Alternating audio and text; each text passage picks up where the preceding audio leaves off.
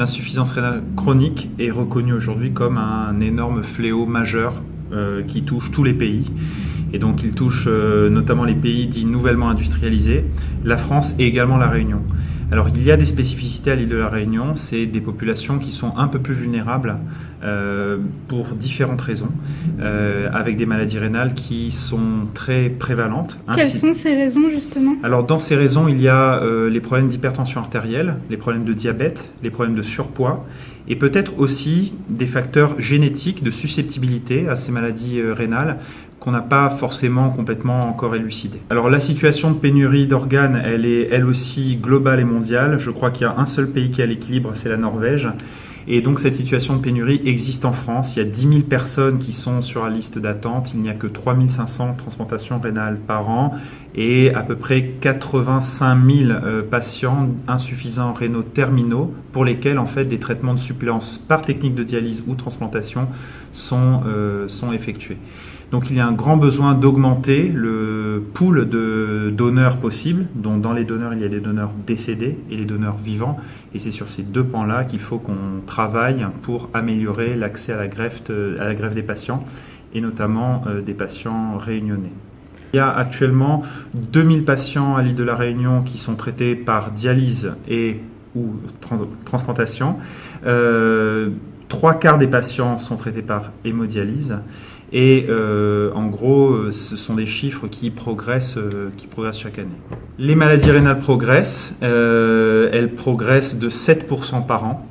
Donc c'est un problème de santé publique et je dois dire que la maladie rénale chronique et l'insuffisance rénale chronique est aujourd'hui, ce qui n'était pas le cas il y a 5 ans, mise au niveau de pathologies comme le cancer du sein ou le cancer de la prostate, et également de maladies cardiovasculaires ou de maladies neurodégénératives. Des millions de personnes meurent chaque année dans le monde à cause des dégâts provoqués par l'insuffisance rénale chronique. Alors il y a plusieurs niveaux d'amélioration. Si on considère la greffe issue de donneurs décédés, eh bien c'est augmenter le prélèvement d'organes, sensibiliser l'opinion, les collectivités, les acteurs de santé au prélèvement d'organes. Et puis pour les greffes issues de donneurs vivants, là il y a un travail important à faire sur les populations. Vous savez qu'à La Réunion il y a des fratries importantes, donc il y a potentiellement un pool de greffons utilisables.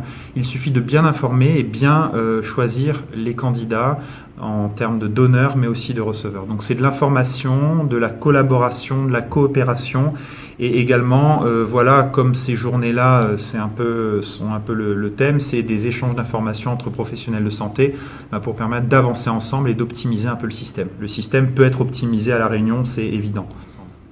Vous allez aussi intervenir sur l'intelligence artificielle. Quelle place ça a en 2018 et quelle perspective ça ouvre ?